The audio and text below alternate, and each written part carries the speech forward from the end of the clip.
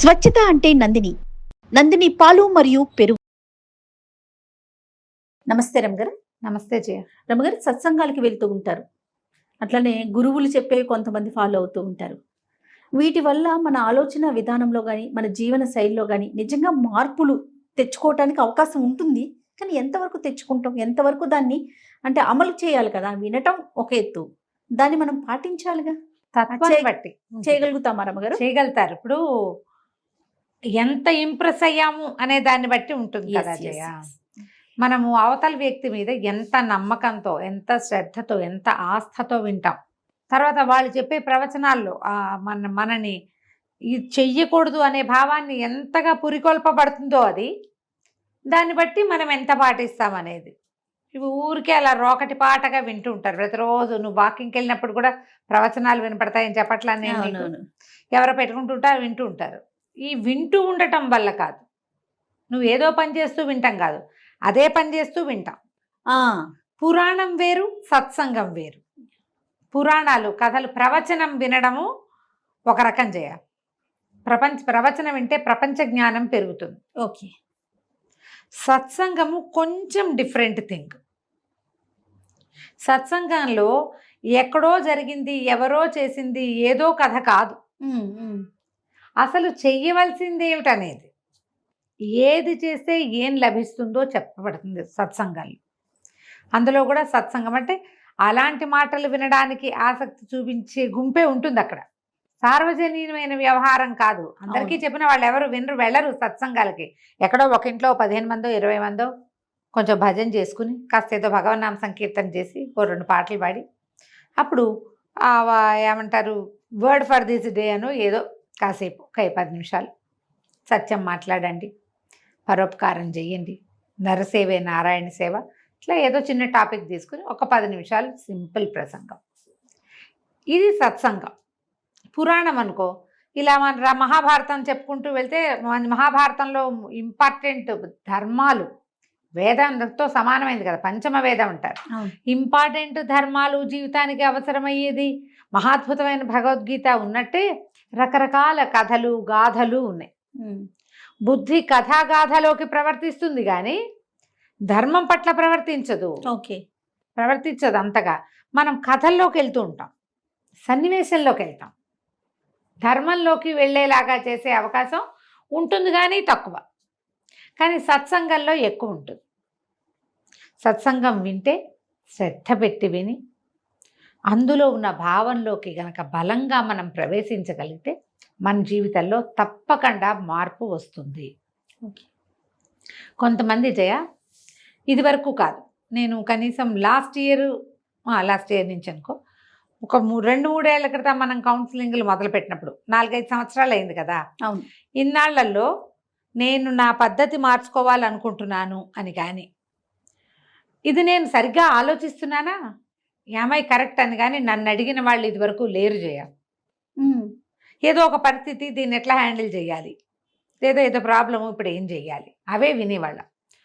ఈ సంవత్సరం అంటే 24 and 23లో నేను చాలా ఫ్రీక్వెంట్గా, ఒకటి మనకి ఫోన్ల ద్వారా వచ్చిన కౌన్సిలింగ్లే కానీ, లేదా నాకే స్వయంగా వచ్చినవి కానీ, నేను సరిగ్గా ఉన్నానా అసలు అని అడిగేవాళ్ళు పెరిగారు. అంటే ఎవరికి వారు మనం క్వశ్చన్ చేసుకుంటున్నారు. మంచి విషయం. హ్యాట్స్ ఆఫ్ టు ప్రవచనకర్తలు. వాళ్ళ వల్లే ఇది సాధ్యపడింది. నువ్వు సరిగ్గా ఉన్నావా లేదా అనేది చూసుకో. పదే వింటున్నావు. అద్దం చూసుకో, నీ అద్దం నువ్వు చూసుకుని నిన్ను నువ్వు దిద్దుకో, తర్వాత ప్రపంచాన్ని దిద్దుదు గాని. అందులో మా రమ్మగారు కూడా ఉన్నారండి. ఏదో బై గాడ్స్ గ్రేస్. అది అసలు మన తప్పు ఉందా అంటే స్టోరీ కాకుండా జనరల్గా మాట్లాడే ప్రతి విషయంలో, ప్రతి వీడియోలో, అంటే ఇది మీ ముందు చెప్తున్నాను, అతిశయోక్తి కాదు రమ్మగారు, ప్రతి వీడియోలో మీరు మాట్లాడతారు మనల్ని మనం చూసుకోవాలి, మనల్ని మనం సరి చేసుకోవాలి, అద్దంలో చూసుకోవాలి, మీ రొటీన్ డైలాగ్ అంతే. ఈ సంవత్సరం లాస్ట్ ఇయర్ మన ప్రవర్తన లోపాలు ఎలా సరిదిద్దుకోవాలి ఏంటో నాకు చాలా ఉద్రేకం అండి. ఎందుకు మాట్లాడేస్తాను అనేసాక నాకు అవి మనకు కూడా ఉంటాయి జయ. నువ్వు నేను కూడా ఒక ప్రైమ్ టైంలో ఎప్పుడో ఉద్రేకపడి ఏదో నోరు వదిలేస్తాం, దాని మీద కంట్రోల్ ఉండదు మనకి. ఒక అనవసరమైన విషయాలకి కోపం తెచ్చుకుంటాం, కొన్నిటి మీద అనవసరంగా పంతం పడతాం. మనుషులం కాదు, మనుషులం కదా. ఇలాగే అవుతుంది. కానీ ఎవరికి వాళ్ళు నాది పొరపాటు, నేను ఇలా చేసి ఉండకూడదు అని లోపల సర్దుకునే వాళ్ళు ఒక realize కొంత అవుతారు. పర్సంటేజ్. నాది పొరపాటు, నేను ఇలా తప్పు చేశాను అని చెప్పేవాళ్ళు ఇంకో జాతి. ఇక జీవితంలో మళ్ళీ ఇది చేయకూడదని పట్టుపడతారు చూడు ప్రచండంగా, వీళ్ళు బంగారు కొండల మామూలు వాళ్ళు కాదు. వాళ్ళు ప్రపంచాన్ని మార్చగలిగే వాళ్ళు. ప్రపంచం పట్ల తమ దృక్పథాన్ని మార్చుకోవాలనే ఆలోచన ఉండటం అవసరము. ఎవరేమన్నా దాన్ని మిస్అండర్స్టాండింగ్ చేసేసుకోవటం, ప్రతి మాటకి తప్పర్థం తీయటం, కోడిగుడ్డుకి కోడిగుడ్డుకి ఈకలు పీకటం, నేను అద్భుతమైన దాన్ని ఎదురుగుండా వాళ్ళు తప్పు. అవును. మళ్ళీ ఇదే కాకుండా ఎవరైనా ఇంకోటి చెప్తారు, వాళ్ళ ఉద్దేశం అది కాదు, వాళ్ళ ఉద్దేశం ఇదేం చెప్తారు. అందులో మంచిగా చెప్పేవాళ్ళు ఉంటారు, చెడ్డగా చెప్పే ఉంటారు. వీళ్ళు తమ సొంత బుర్ర వదిలేసి ఈ గుంపు ఆ రెండో బుర్ర మీద డిపెండ్ అవుతారు. అది ఇంకో ప్రాబ్లం. సత్సంగాలకు వెళ్ళండి. అవకాశం దొరికినప్పుడల్లా దాన్ని వాడుకోండి. మంచి మాటలు ఎక్కడ వినపడినా, మంచి వాక్యం ఎక్కడ కనపడినా వినండి, చదవండి, వీలైతే చెప్పండి, చెయ్యాలి. అది ఒక చిన్న సదుపదేశ కథల్లో నుంచి చాలా చిన్న కథ ఒకటి చెప్తాను. రమగారు, మనకి అవకాశం ఉందండి సత్సంగాలకి వెళ్ళేంత అవకాశం? అంటే ఉంది. మన చుట్టుపక్కల ఉందా అని అడుగుతున్నాను. ఉన్నాయండి. ఇవేంటంటే చిన్న చిన్న గ్రూప్స్ గా ఉంటారు. మనం వాళ్ళ దాంట్లోకి ప్రవేశించాలి, కనుక్కోవాలి మనం. ఉన్నాయి మన గ్రూప్స్ దగ్గర. లో ద్వారానే మనకు సాధ్యం. మాకు ఏజీ కాలనీ లక్ష్మి గారు నా పాత ఫ్రెండ్ అనుకోండి. ఇప్పటికీ ఎప్పటికీ ఫ్రెండ్. ఆవిడ నేను జీవించున్నంత కాలం ఆవిడ నాకు ఫ్రెండ్ గానే ఉంటారు. అలాంటి మనిషి ఆవిడ. జిన్నూరు నాన్నగారు వారి సత్సంగాలకి వెళ్ళేవారు. నాన్నగారు సత్సంగం ఉంది వెళ్ళొచ్చానని చెప్పేవారు. నేను జిన్నూరు నాన్నగారి ఆ స్పీచెస్ కొన్ని చదివాను, కానీ నేను ప్రత్యక్షంగా వెళ్ళలేదు. నేను వెళ్ళలేదు, కానీ ఆవిడ వెళ్ళేవారు రెగ్యులర్గా. అండ్ మా ఇంట్లో వుడ్ వర్క్ చేయడానికి వచ్చారు రవి గారు. ఆయన మేము సత్సంగాలు చేస్తాము, మీరు కూడా రండి ఒకసారి నన్ను పిలిచారు. నేనైతే నిజంగా వెళ్ళలేదు చేయ. నాకు వినడానికి చాలా అవకాశాలు ఉన్నాయి. అంతే కదా. నేను ఎక్కువ వింటాను, చాలా చదువుకుంటా. సొంతంగా చదివేది ఎక్కువ ఉంది కదా, అందుకని నేను ప్రత్యేకంగా వెళ్ళలేదు, కానీ తెలుసు నాకు. ఓకే. అసలు వెళ్ళకపోవటం కాదు, కొంచెం వెళ్ళటమే. కానీ ఇప్పుడు రెగ్యులర్గా వారం వెళ్ళి ఎక్కడైనా కూర్చోవటం అది నేను ఇప్పుడు చేయటం. నేను అడిగింది అంటే మనం ఉండే ఏరియాని అడగట్లేదండి, జనరల్ గా పబ్లిక్ అవకాశం ఉందా? 100% అవకాశాలు ఉన్నాయి. ఇంట్రెస్ట్ ఉంటే కనుక అంతేనా? మీకు ఆసక్తి ఉండాలి. మీకు నాకు తెలిసిందే ప్రపంచం అన్న ధోరణి కాకుండా, నాకు తెలియనిది ఏదో ఉంది అని తెలుసుకోవాలి జయ. మా క్లాస్మేట్ ఒకరు నాగలక్ష్మి గారు, అడ్వకేట్. ఆవిడ ప్రేమ్ సిద్ధార్థ గురూజీ దగ్గరికి ప్రతి శనాదివారాలు వెళ్ళేవారు. ఆవిడ ఎంత శ్రద్ధ అంటే, ఆయన ఏం చెప్పినా సరే మొత్తం రాసేసిన ఫుల్ నోట్స్ వారి దగ్గర. వేదార్థం కూడా తెలుసుకున్నారు జయ వాళ్ళు. ఆయన దగ్గరికి వెళ్ళే సమాజం అంతా అందరూ కూడా. టైం అంటే టైం. ప్రేమ్ సిద్ధార్థ దగ్గర టైం ఆవిడ ఎప్పుడు చెప్తారన్నమాట. టైం ఒక నిమిషం ఆలస్యంగా వెళ్ళడానికి వీల్లేదు. ఏ పనున్నా మానేసి వెళ్తారు. నేను 2-3 పేర్లు చెప్పాను. అదే కదా. మీకు మనసు ఉంటే 100 మంది పేర్లు వస్తాయి. హైదరాబాద్ లాంటి ఊళ్ళల్లోనే, అన్ని చిన్న ఊళ్ళల్లో కూడా మనకు సత్సంగాలు జరుగుతాయి.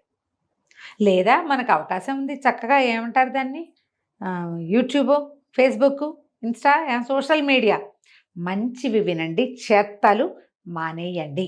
అంతే, ఏం చెప్పలేము దానికి. ఈ సదుపదేశ కథల్లో ఒక కథ చెప్తారు జయ. ఒక సాధువు ఒక ఆయన ఒక చోట సత్సంగం చేస్తున్నారు. ఆ ఊళ్ళో బ్రహ్మాండమైన గజ దొంగ ఒకడున్నాడు. వాడు మామూలు వాడు కాదు, దొంగలకే దొంగ. అయితే ఒకనాడు ఏమైందట, అప్పటికి 2-3 సార్లు ఈ సత్సంగాల జరిగే చోట చాలా చెప్పులు ఉండటం, బాగా బళ్ళు ఉండటం, బయట వెయిట్ చేస్తున్న పని వాళ్ళు ఉండటం అట్లా చూశాడు. ఓహో సరే, ఇలాంటి చోట అయితే గుంపుగా జనం గుంపుగా బయటకు వస్తారు. పైగా ఒక వ్యక్తి కోసం వాడి బండి సైనికుడు, సేవకుడు వెయిట్ చేస్తారంటే ఎంత క్యాష్ పార్టీ అయి ఉంటాడు. అంతేగా మరి. ఇలా ఆలోచించి అతను ఏం చేశాడు, లోపలికి వెళ్ళిపోదాం, బయట నుంచోకూడదు, వాళ్ళందరూ కలిసి గుంపుగా వచ్చేటప్పుడు లాగేయచ్చు అనుకున్నాడు. ఎవరో ఒకళ్ళని లూటీ చేయొచ్చని లోపలికి వెళ్ళాడు. కొంచెం తేలికపాటి దుస్తులు ధరించి, మామూలుగా అతను వేసుకునే ముదురు రంగు బట్టలు కాకుండా తేలికపాటి రంగులున్న వస్త్రాలు ధరించి లోపల కూర్చున్నాడు. ఓకే. సాధువు గారు చెప్పుకుంటూ వెళ్తున్నారు. జీవితం, ఏ తప్పులు చేస్తే ఏ శిక్షలు పడతాయి. మరణానంతర సౌఖ్యం లభించదు తప్పులు చేసేవాడికి. తర్వాత మళ్ళీ పుట్టాల్సి వస్తాం. ఈ జనన మరణ చక్రం పరమ దుర్భరమైంది. జీవి ఒక ఇరుకుగా ఉన్న ప్రదేశంలో మనం ఉండలేం, ఊపిరాడదు, గాలి ఆడదు. అలాంటిది ఒక చిన్న సంచిలో 10 నెలల పాటు, 9 పూర్తి నెలల పాటు జీవించవలసి వస్తుంది. అక్కడ మన మలమూత్రాల్లో మనమే ఉంటాం. మనం ఎవరితోటి చూడబడతామో, ఎవరితోటి చేయబడతామో ఏమీ తెలియదు. మనం ఎక్కడికైనా వెళ్తే మనకి భోజనం ఎవరు పెడతారు అనే అవగాహన లేకుండా వెళ్ళం. మనం ఎక్కడైనా భోజనం లభిస్తుందో లేదో తెలియకుండా వెళ్ళాం. వసతి ఉందా లేదా అని అడుగుతాం.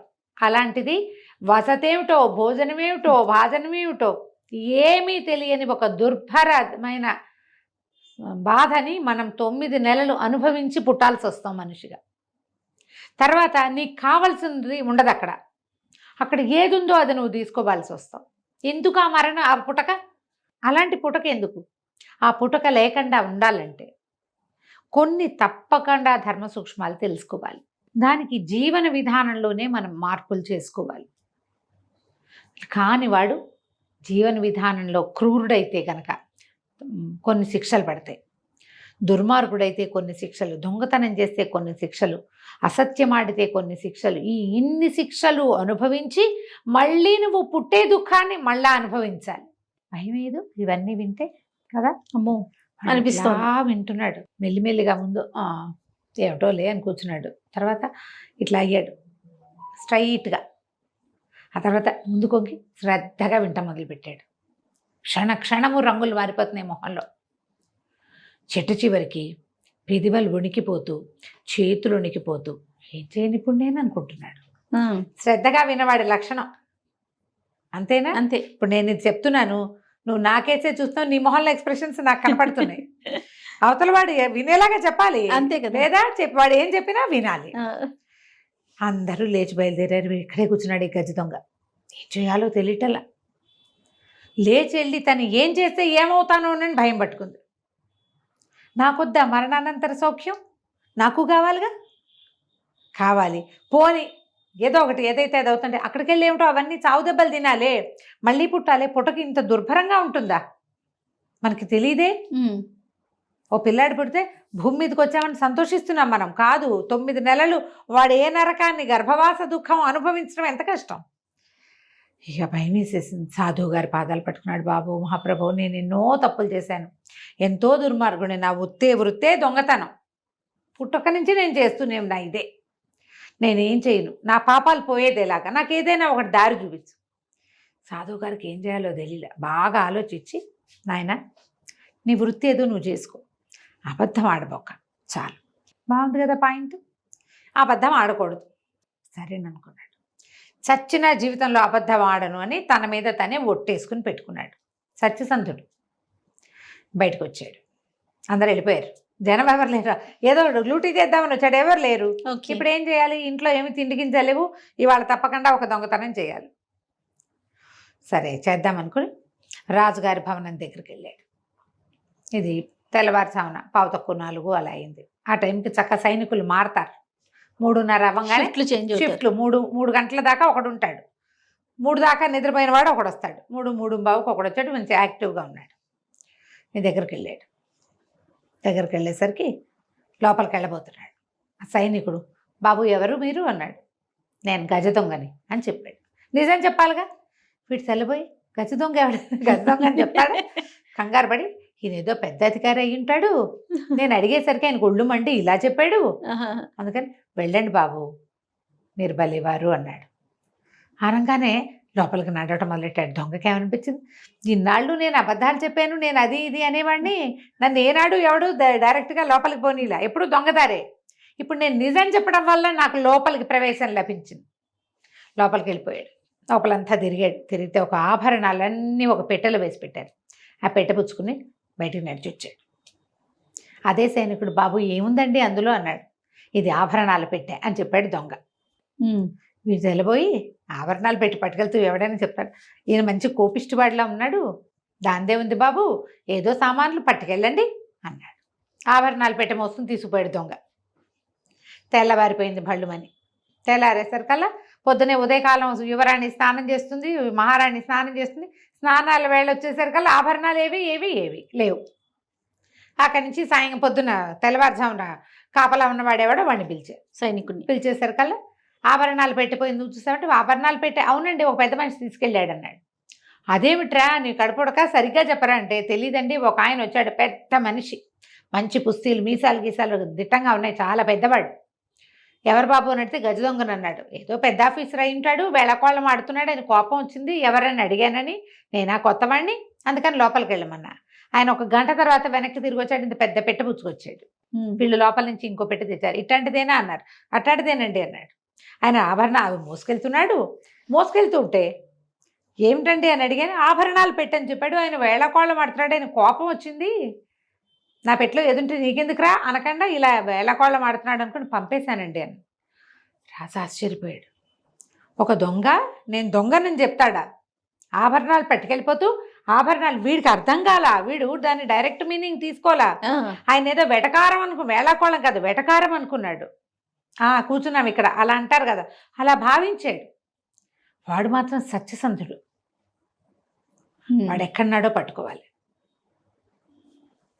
అతను ఇది గది దొంగ లోపల నుంచి పెట్టుకెళ్ళేటప్పుడు ఏమనుకున్నాడంటే, పట్టుబడ్డానా ఇక దొంగతనం చెయ్యను అనుకున్నాడు. సరే అక్కడి నుంచి ఏ పుచ్చుకుని వెళ్తున్న వాడు ఎటు వెళ్ళాడని అన్ని రోడ్ల మీద, అప్పుడు సీసీ కెమెరాలు లేవుగా, వాళ్ళని వీళ్ళని కనుక్కొని దొంగ ఇంటికి వెళ్ళిపోయారు సైనికులు. ఓకే, పట్టుబడిపోయాడు. పట్టేశారు కదా, పట్టుకున్నారు, తీసుకొస్తే దండం పెట్టాడు. బాబు జన్మలో దొంగతనం చేయనని దండం పెట్టుకున్నానండి, కొట్టేసుకున్నాను, ఇక చేయనండి అన్నాడు. సరే కానీ నువ్వు ఎందుకు చెప్పావు అని అడిగాడు రాజు. అంటే అసత్యం ఆడనని ఒట్టేశానండి సాధువు గారికి, అందుకని ఇక నేను అబద్ధం ఆడకూడదు.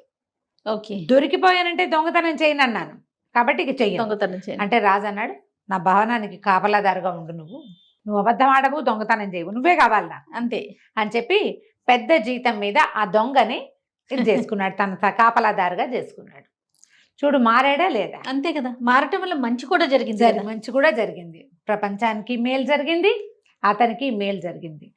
మనం ఎక్కువ చెప్పకూడదు జయ, బ్రీఫ్గా చెప్పాలి, చెప్పేది బాగా చెప్పగలగాలి. నువ్వు ఏది చెప్తున్నావో అది నువ్వు చేసి చూపించగలగాలి. ముందు సత్సంగాలు చాలా ఉపయోగపడతాయి, అందులో పిచ్చి కబుర్లు మాటలు అవి ఉండవు. ఒకవేళ అలాంటివి ఏమైనా ఉంటే వాటిని పక్క పెట్టి అవసరమైన మాటలు తీసుకోండి. ఎంత బాగుందో రమ్మగారు, విషయం బాగుంది, కథ అంతకన్నా బాగుంది, చాలా చాలా బాగుంది. నమస్తే. నమస్తే జయ.